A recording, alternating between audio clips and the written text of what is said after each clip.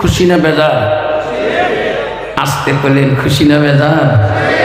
যদি খুশি তা রাস্তাঘাটে যত বন্ধু আসি তাড়াতাড়ি আসি বসি, আর পিছনে যারা আছে একটু আগে আগে বসে, মাঝে মাঝে ফাঁকা আছে আগে বসে, সোনামর কলজামর ধর্মর মানিকমর আগে বসে, আগে বসুন, আগে আসুন, আগে আসুন। এই মই বাংলা কথা কয়, মই অসমীয়া মানুহ রে, মই বাংলা কওঁ বোঝেন তো, মই কোনো অসমীয়া মানুহ, মই স্কুলত এটা বাংলাও নকওঁ। আগে বসুন, সবাই আগে বসুন, সবাই আগে বসুন। বাবা ওই টাকাটা বন্ধ করে দিত শোনা, আগে বসুন, আগে বসুন, অল্প সময় আগে বসুন, আগে বসুন। যান পাঁচজন আমার শোনাচ্ছেন না, বসে পড়ুন। এখন রাত 11:15 বাজে গেছে বাবা, যদি কালে ভালে 12টা বাজে কষ্ট হবে। আসতে বলেন কেন জোরে কন? আর কালে ভালে যদি 1টা বাজে কষ্ট হবে, যদি কালে ভালে রাত পেয়ে যায় কষ্ট হবে। কার কার কষ্ট হবে না হাত দুইটা দাঁড়িয়ে দেখি। দোনো দুইটা একটা নয়, দোনো দুইটা তকবির লাগান, নাই তকবির। আওয়াজ কম হয়ে যাতে প্যান্ডেল ছিঁড়ি দৌড়িয়ে নাকি। বহুদিন পরে তোমাদের গুনাই পানিতে আছি বা জহুরুল হাফেজ সাহেব খালি ফোন করি থাকে, হুজুর হ্যাঁ ডেট ঠিক আছে, ডেট ক্যান্সেল জীবনে করি নাই। জলসা কমিটি আমাকে ক্যান্সেল করেছে, আমি আফসরুদ্দিন ক্যান্সেল করি নাই। এই বছরের নগাঁও জেলা আমি কমে 30 থেকে 40 ফোন আসছে, একটা ডেট দেয় নেই এই জলসা ক্যান্সেল করার জন্য।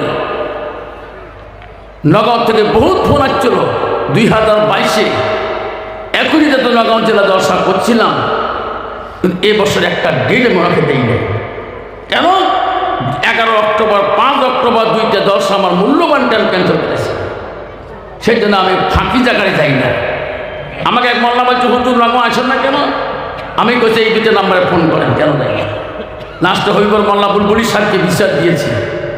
ওই হইবর রহমান বুলবুলি সাহেব ওই মাদ্রাসায় গেছিলেন, ক্যান্সেল কেন করলেন? আর জলসা ক্যান্সেল করেন বাধা নাই, আগ মুহূর্তে কেন করলেন 5-6 দিন আগে? আমাদের একটা বক্তার একটা ডেটের মূল্য আছে, ঠিক না ঠিক? আপনার কাছকে এই ডেটটা দিয়েছি, আজকে কত তারিখ?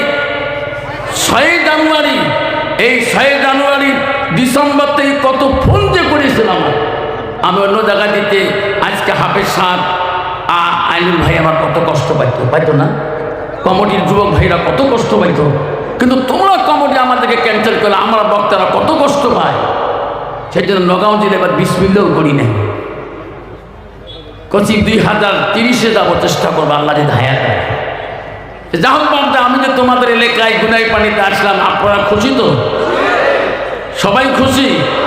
আঁকড়ি দোয়া পর্যন্ত থাকবেন? হাত তুলি দেখান, হুজুর আঁকড়ি দোয়া পর্যন্ত থাকবো, তকবির লাগান, নাই থাকবেন। আমি যেটা জানি না সেটা জানে কে, জোরে কর, আরো জোরে চিল্লি কর। আমি যেটা দেখি না সেটা দেখে কে, আমি যেটা বুঝি না সেটা বোঝে কে। নাই তাকবীর। আজকে এই গুনাই পানির কবরস্থানে বলছি, আল্লাহ দেখছি কিনা, আল্লাহ আমার দিলের খবর জানে কিনা, আমি কোন নিয়তে বলছি আল্লাহ জানে কিনা, আমি অন্ধকারে কি করি আল্লাহ দেখি কিনা, আমি অন্ধকারে কয় সিলিম কয় গ্লাস খাই আল্লাহ জানে কিনা, অন্ধকারে কয় কার পুকুরির মাছ করি খেয়ে আল্লাহ দেখে কিনা, কার দোকানে বাকি খেয়ে জীবনে না যে আল্লাহ জানে কিনা। বাবা 2 ফুট আর গ্যারেন্সি বানাচ্ছি, কাটতে কাটতে আল্লাহ জানে না। হুজুর কেমন কথা? 2 ফুটি আর গ্যারেন্সি বানাইছে। বাবা মুসলমান এত চালাক, আলির গরুর যে খালি আলি কাটে আছে, তোমার দোকান নাই বাবা। আমি 1993 সালে যখন প্রগতি কলেজ পড়তে যাই, আগমনী মহাবিদ্যালয়, একটা খাতা নিয়ে টুপি মাথায় দিয়ে কলেজে যাই, কলেজের ছাত্রছাত্রী সবাই আমার হুজুর কয়, সুবহানাল্লাহ। এখন তো আমার উস্তাদ তো আমার নাম কবার পায় না ভাই, আমার জন্য কেমন আছে, সুবহানাল্লাহ। তখন আমার আব্বা একটা আমার হারকিউলিস সাইকেল কিনে দিছে 1993-92 সালে। তখন বিবাহ বন্ধন হচ্ছে, বেশিরভাগ মানুষের 1 নম্বর দান হলো সাইকেল, ঠিক না বেঠি?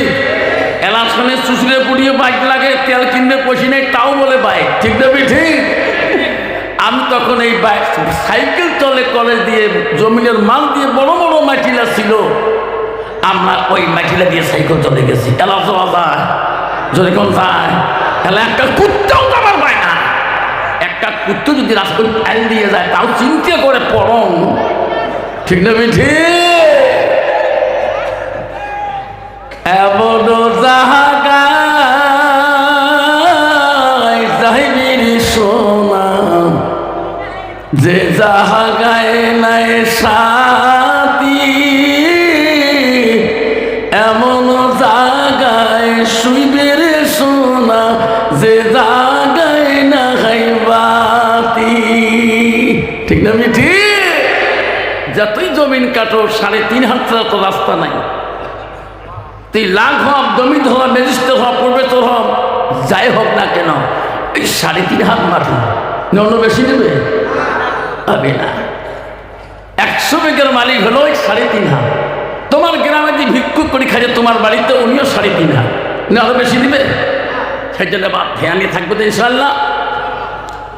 আলহামদুলিল্লাহ, আলহামদুলিল্লাহ রাব্বিল আলামিন, ওয়াল আকিবাতুল লিল মুত্তাকিনা, ওয়াসসালাতু ওয়াসসালামু আলা রাসূলিল কারীম। আম্মা বা'দ, আউযু বিল্লাহি মিনাশ শাইতানির রাজীম। আমার সাথে সবাই বলুন, আউযু বিল্লাহি মিনাশ, বিসমিল্লাহির রাহমানির রাহিম।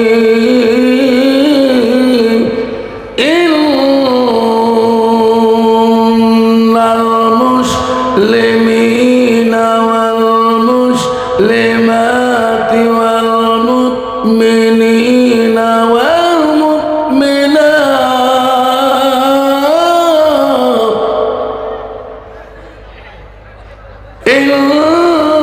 ইন্নাল মুসলিমিনা ওয়াল মুসলিমাতি ওয়াল মুমিনিনা ওয়াল মুমিনাত,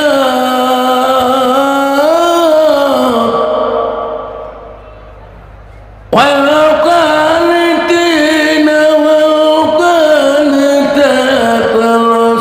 والصادقين والصادقات